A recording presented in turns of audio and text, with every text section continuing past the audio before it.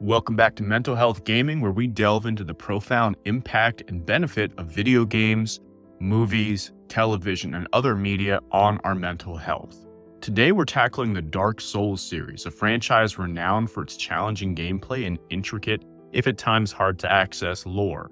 While notoriously difficult, these games offer unique insights into resilience, perseverance, and personal growth. If you're intrigued by how the trials of Dark Souls can parallel our own mental health journeys, please show your support by liking, subscribing, and consider sharing your thoughts in the comments below. Let's embark on this challenging yet rewarding journey together. Part 1. The Challenge and Reward System. The Dark Souls series, known for its difficulty, teaches us an important lesson about challenge and reward. Each game in the series presents a world that is unforgiving and relentless, much like the challenges we face in our own lives. The series does not hold the player's hand. Instead, it throws them into deep waters, forcing us to learn, adapt, and overcome. In my opinion, this mirrors our own experiences with adversity, where the path to overcoming obstacles is often fraught with failure and frustration, and as the popular saying goes, oftentimes the only way out is through. However, Dark Souls also teaches us about the sweetness of victory in this very powerful, very satisfying way. Each boss that you defeat, each area that you master, even just finding the simple shortcuts that make the world feel that much more intertwined and intricate. Each area provides this profound sense of achievement and accomplishment. It's almost like a dopamine hit times 1,000 because you're not just doing something that you enjoy, you're overcoming a challenge in the process. This reward system is, in my opinion, akin to overcoming personal challenges in our own lives by teaching us the values of being perseverant, of being resilient. In many ways, it also mirrors the sort of ruthlessness of life where we don't really understand the plot. We don't really understand oftentimes what we're doing or why we're doing it. We just know that we have to keep moving forward in life and, of course, in the game too. What's very fascinating to me about the Dark Souls experience is that there's this concept of going hollow. Going hollow in the Dark Souls universe has a specific meaning, and it relates to losing one's purpose or giving up entirely. It's so interesting to see how that plays into the equivalent of real life going hollow, which is losing your motivation, losing your sense of self. Oftentimes in traumatic experiences or following very stressful episodes, we have a hard time grounding ourselves. And that's really what hollowing is in the Dark Souls universe. In fact, there's this popular saying within the game, don't you dare go hollow, which means don't give up, keep persevering, and keep moving forward, which I'll be honest with you, it sounds a lot like good advice for real life. The game also subtly teaches us about learning from failure in this very meaningful way. Each death in Dark Souls really isn't just a setback. The game isn't slapping you on the wrist or doling out some unfair punishment, failing to follow clear instructions. Instead, it's a learning opportunity. Each death, each failure in the universe of Dark Souls, aside from potentially some of the buggier or more unfair events, is a learning experience that encourages players to reflect on their mistakes, to adjust their strategies, and to try again, ultimately, as many times as is necessary to get it right. This philosophy is so incredibly valuable in our everyday lives, where resilience and the ability to learn from failure are key to personal growth and mental well-being. Similarly, if you fail at something and you keep trying it that way, you're consistently met with resistance. Changing your strategy, taking a break, coming at it with a fresh perspective, all of these things are well-known solutions to the more difficult experiences in Dark Souls, and really are also solutions to the more difficult experiences in real life too, where if you simply take a step back, rethink your strategy, perhaps take a look at what you're doing wrong or what you could do better, give yourself a chance to rest. By the time you hit that problem again, more often than not, we actually accomplish exactly what we set out to accomplish, which is amazing. And I think that, again, it's key to personal growth, it's key to personal development, and also mental well being in a grander sense.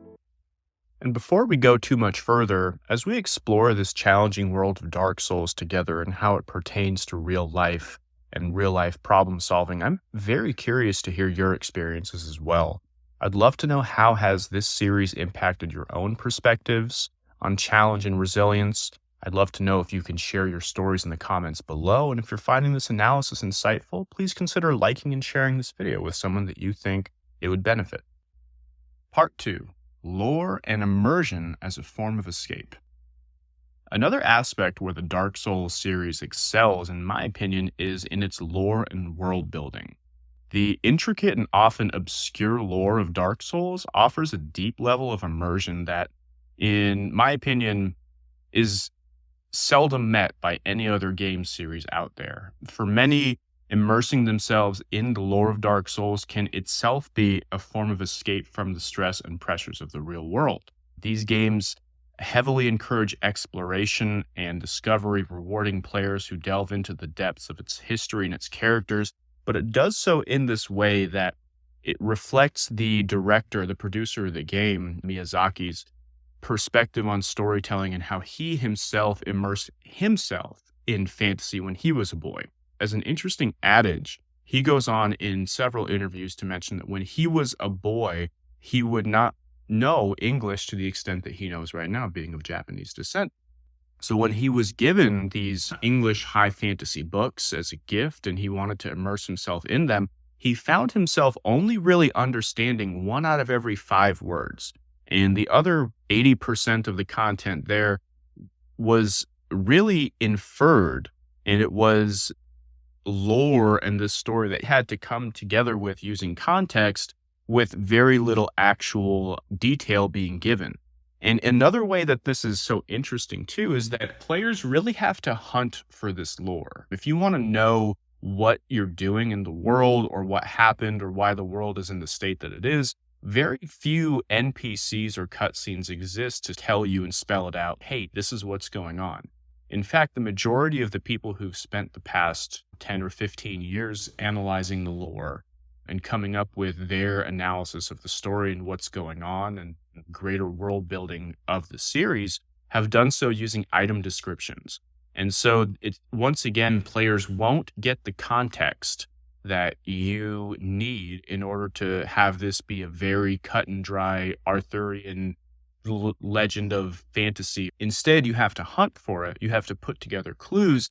And you're very much experiencing this series in the way that the director experienced fantasy when he was a boy. And so it's that level of not knowing. It's that level of filling in the blanks yourself and building the world from your own understanding, as opposed to a manual or some sort of just a guide like, hey, this is what's going on, is such an interesting callback to at least my own journey and many of our journeys in life. Going through high school, we're told to be in a certain place from grade K through 12, at least in the United States. We're not really told significance. We're not really told anything other than the form, what we have to do.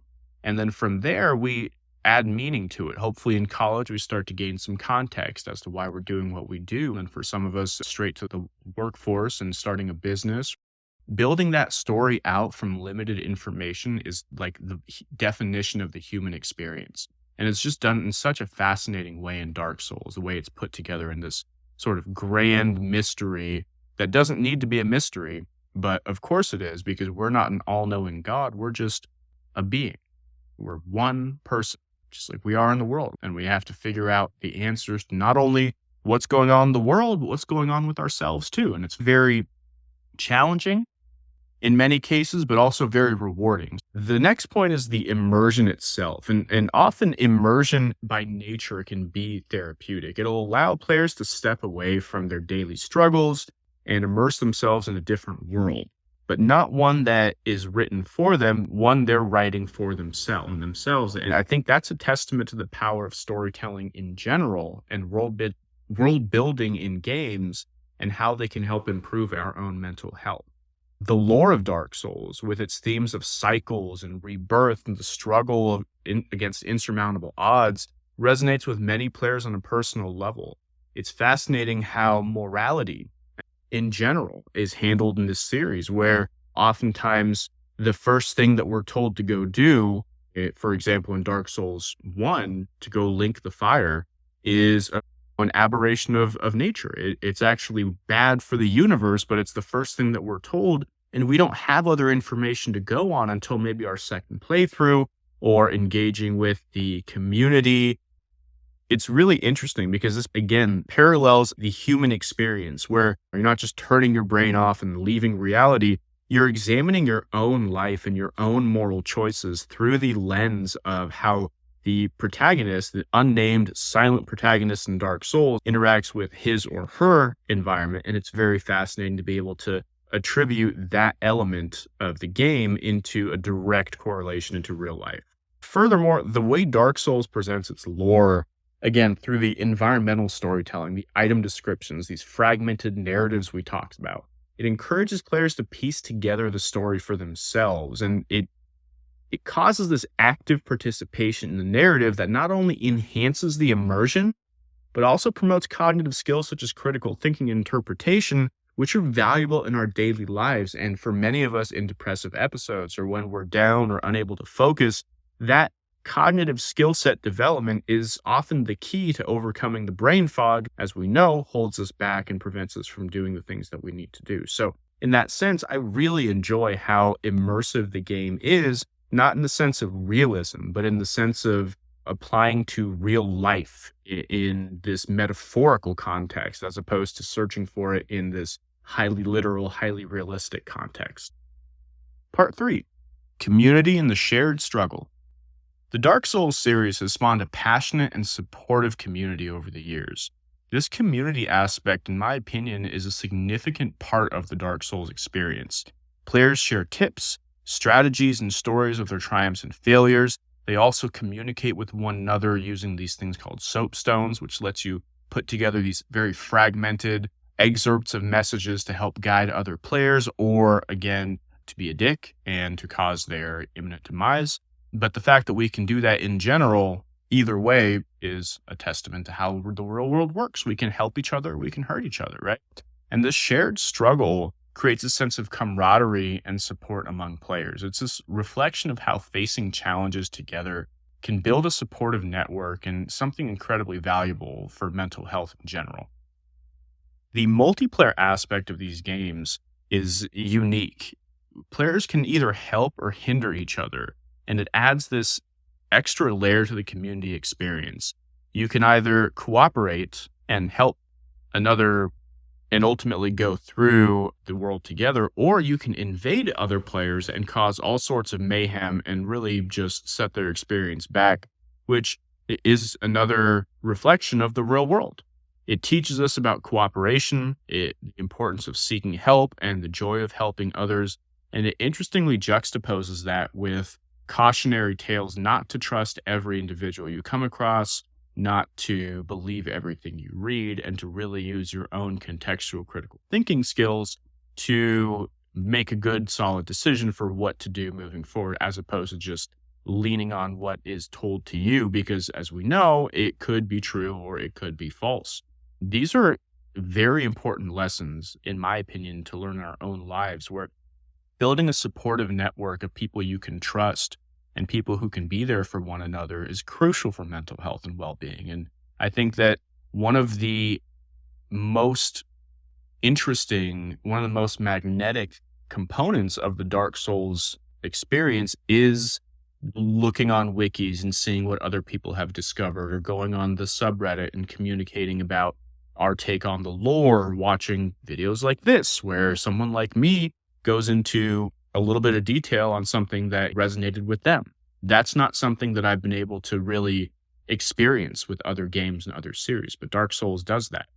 And in addition, probably my last point is that the way that the community comes together to create those guides, those explanations, is a testament to the power of community in general in facing and overcoming challenges.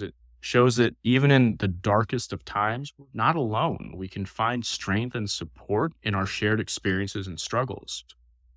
So, to sum it all up, the Dark Souls series offers much more than just challenging gameplay. It provides valuable life lessons about resilience, learning from failure, and the power of community. These games teach us that while the journey may be difficult, the rewards of perseverance and hard work are immense. They remind us that we can overcome the challenges we face in our lives, no matter how insurmountable or obscure they may seem at first. And as we end this journey through the world of Dark Souls and its impact on mental health, I hope this video has given you a new perspective on how challenging games can positively impact our mental health and well-being. If this exploration of the Dark Souls universe and series resonated with you, please subscribe for more content on how gaming intersects with mental health. Your support helps us continue these important discussions and bring them to the masses. Until next time, stay strong and may your bonfire keep burning. Thank you for watching. Check out these other videos where we explore the impact of entertainment on mental health. Don't forget to subscribe for more content like this. Stay safe, stay shining, and keep gaming.